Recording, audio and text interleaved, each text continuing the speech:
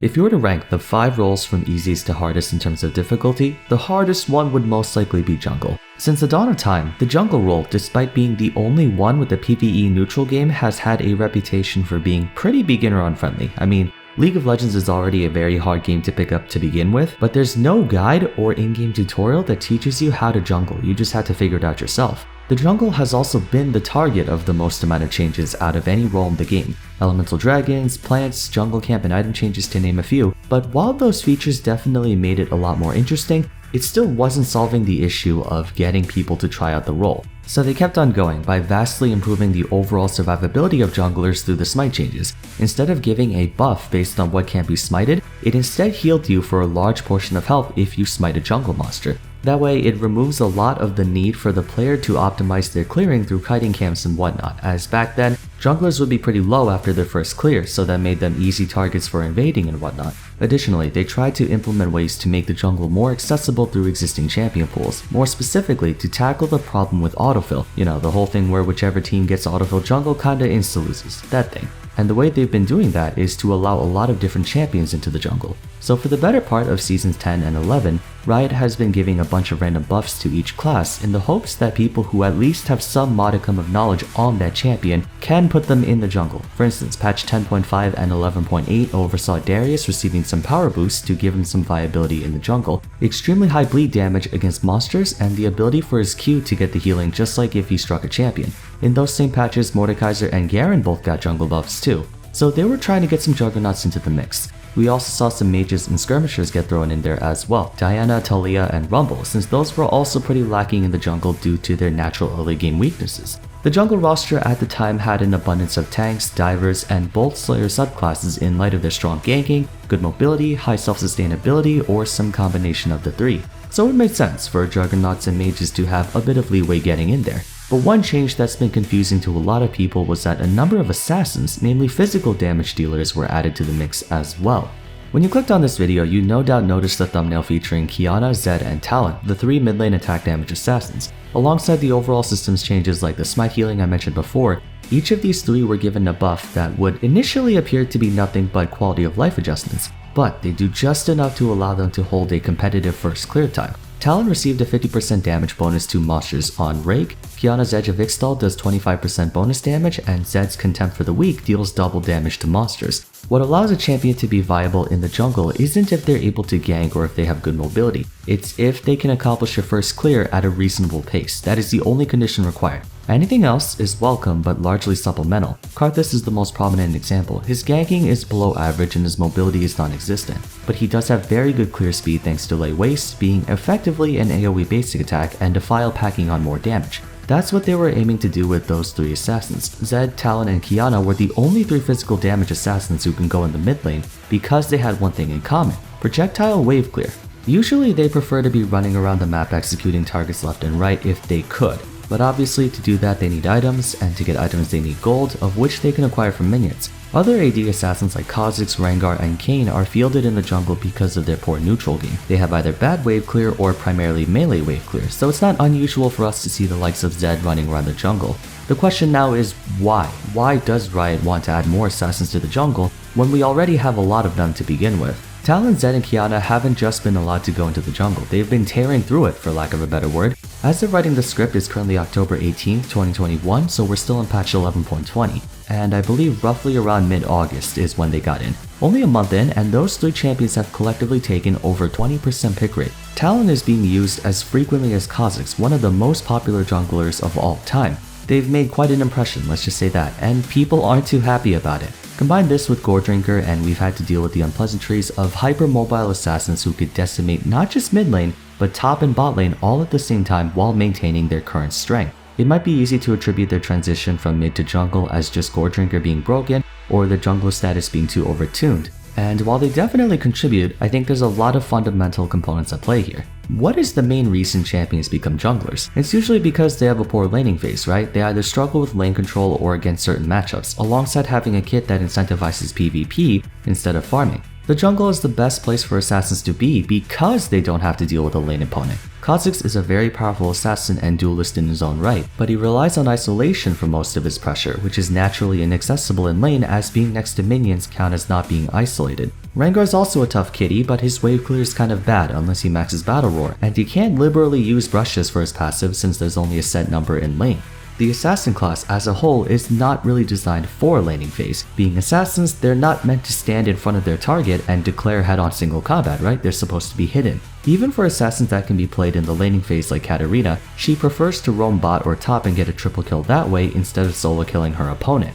In the jungle, you not only have the benefit of Fog of War, but access to gold without resistance. Jungle has been upgraded to where camps give roughly the same amount of gold as whatever the time equivalent of lane minions is. That wasn't always the case back then. They would usually only get about 75% of the gold laners would be allowed to have. This means Talon, Zed, and Qiyana bypass the challenge of surviving laning phase by going into the jungle. I mean, occasionally you might run into the enemy jungler, but you're not obligated to fight them if you don't want to. Honestly though, I feel like it's how they were intended to be. After all, one of Talon's abilities is completely useless in lane. When a champion has an ability that literally lets him jump over walls, that has jungle written all over it to me. So it makes perfect sense why Talon is a jungler. Same with Qiyana, her gimmick is about absorbing different elements to augment her playstyle, and where is a place on the Rift where she has access to all the elements at almost every point in time?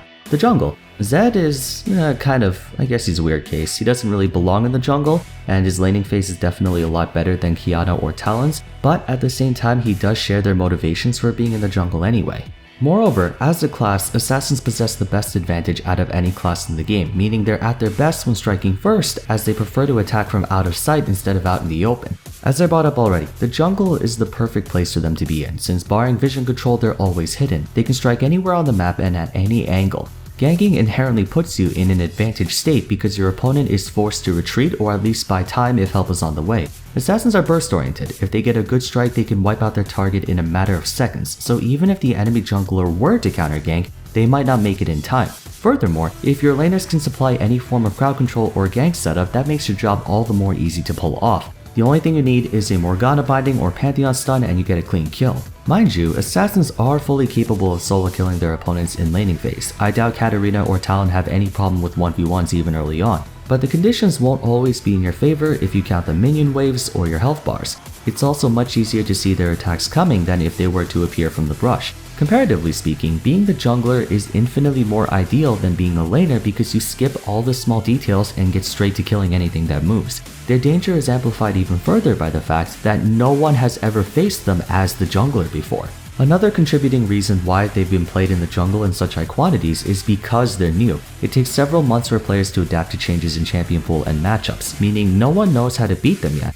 Lee Sin is a very popular jungler for his noteworthy early game strength, but he's also the most well-studied jungler, so everyone knows how to beat him, or at least try to. Remember, all a champion needs to be a jungler is to be able to have a decent and healthy first enough clear. All bets are off after that. Once you buy even a component item like a serrated dirk or iron spike web, you don't have to worry about camps doing a bunch of damage to you anymore. You're effectively any other champion at that point. In other words, Zed, Talon, and Qiyana not only circumvent the hardest part of their gameplay, but they now have the element of surprise in that they're the jungler. It's not only a problem for the opposing jungler, but the laners too. Top, mid, and bot lane don't have the empirical data to gauge how strong, quick, or effective they are in that role. Maybe as mid laners, yeah, but not as junglers. You might say, how is that any different from a Zed mid roaming bot instead of Zed jungle? Well, for one, awareness. Obviously, if Zed is roaming bot to gank you and he's a mid laner, he'll be missing from mid lane, upon which you'll raise your guard expecting for him to arrive. Unless you have deep wards spotting him from a far distance away, you have much less information and time to react to a potential gank. And believe me when I say these guys hit you hard and fast, they can approach from a number of different angles too, especially Talon with his wall hopping. Technically, this can also work against them, as most of the players picking them up likely don't know the range of matchups all too well themselves. You might have a couple lucky matches where you get easy wins, but do you honestly know if Talon can beat Xinjiao, Hecarim, or Olaf early game? Can Qiyana take down Fiddlesticks or Rek'Sai? Can Zed outpace Graves or Kindred? Right now, no one has any idea how good they are as junglers, even the people playing them. That's why their win rates are so low. Zed and Qiyana are both hanging around the 46% win rate mark, dead last. Talon's doing much better, but that's only because he can escape from danger if he takes a bad engage much more easily. This situation was similar to Diana a few months ago. 20% pick rate, everyone was complaining how broken she was, but she had a 47% win rate despite that. Then, as people slowly started to figure out how to beat her, coupled by a few nerfs, she's not much of a problem anymore. Given enough time, I think people will adjust to the new assassin meta, although by the time you watch this video, Gordrinka will have been nerfed, so maybe that'll put a damper on things. Now, assassins have never had a good reputation, especially among mages and AD carries. They're fast, they do crazy damage, and can usually dodge all of your attacks, giving you little chance to react. Suffice to say, I don't think many people have been enjoying the assassin jungle roster increasing in size, considering how Kha'Zix Shaco and Blue Kayn are still problems for a lot of players. I can understand Riot's desire to make the jungle more accessible though. One of the reasons jungle keeps getting autofilled is because it's a really hard role to play, and I doubt anyone wants an autofill jungler on their team. But that makes it even more complicated because which one is it gonna be? Would you rather have an autofill jungler who plays first time Kindred and has only 2 marks by 30 minutes, or an autofill jungler but there is that one trick and thanks to the changes they can now at least play a champion they know how to play, no matter how degenerate? This touches on a topic of debate that's been going back and forth for as long as I can remember. Champion diversity. Ever since around Season 2, top jungle, mid, ADC, and support have had established champion pools. What champions do you see in top lane? Darius, Riven, Malphite. What champions go mid? Ahri, Kassadin, Yasuo. Bot lane has Caitlyn, Ashe, Ezreal. Everyone kind of mutually agreed on which champions go where, and whenever that agreement was infringed upon, such as Lulu top, Karthus bot, Pantheon support, there was gonna be hell to pay, and Riot would have to subsequently nerf that champion into oblivion trying to get them back into the role they belong in. However, the very same community would later then complain about those 5 roles having the same champions over and over again. Top lane's always Camille, Irelia, Fiora, and Riven, the 4 waifus of top lane. Jungle is always Graves, Lee Sin, Kayn. Support is always Yuumi, Nami, Lulu. People talk about a lack of diversity, which makes every game feel stale and repetitive, but when diversity is added into the mix, it's followed by complaints that said diversity is overpowered or annoying to deal with. I can understand the frustrations behind flex picks like Tryndamere mid or Zed jungle. They might appear as gimmicks players try out just to cheese some easy wins. But when I made the off-meta video, I talked about how it feels kinda disappointing that whenever we see off-meta picks, it devolves into one of 2 bad situations. If the off-meta pick fails, the player is accused of trolling, griefing, inting games, and then they get harassed to Kingdom Come. If the off-meta pick succeeds, the player is still accused of abusing a broken champion. So basically, no matter what, people get publicly executed for deviating away from the status quo. If you don't play who you're supposed to play, then you're either trash at the game or elo inflated. Trust me when I say I don't like Talon, Zed, and Qiyana jungle either, but after seeing it over and over and over again, it really makes me wonder why we are so against new things, yet we complain about the same 5 or 6 champions in each role being picked every single game. I for one think it's pretty neat that Riot is trying to bring more champions into the jungle because again, I'd much rather have an autofill jungler pick a champion they know how to play instead of first time Evelynn and turbo feed games. Do I dislike the fact that there are more assassin junglers in the game? Absolutely. But then again, I would feel the same way if they brought in more tank or mage junglers, so why does it even matter at that point? I'm torn on this myself because I'm a firm supporter of champion diversity. I think it's cool to see these wacky picks like Ziggs ADC or Tryndamere mid because it keeps the game interesting and forces you to be prepared for anything. All the same, it's like Squid Game. A few people talk about it here and there and it's interesting to see some discussion every so often, but then the normies start getting it on it and all of a sudden it becomes so widespread I can't go 2 minutes without seeing a meme of the Harabaji sitting down all depressed. People jump on the bandwagon and then off-meta becomes the meta, putting us right back to where we started at the beginning of it all. Maybe that's why we complain when there's change. Anyways, that's gonna be it for today. Apologies for going on a bit of a rant towards the end, I just felt like getting it off my chest.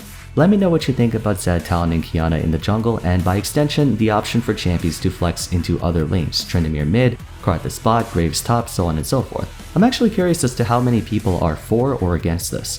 If you enjoyed the video, a rating would be much appreciated. Don't forget to subscribe for more content like this, follow me on Twitter, and join my Discord server if you haven't already, and lastly, check out my other discussion videos if you still have yet to watch them. But until then, thank you all so much for watching, and I'll see you again soon for the next one. Take care.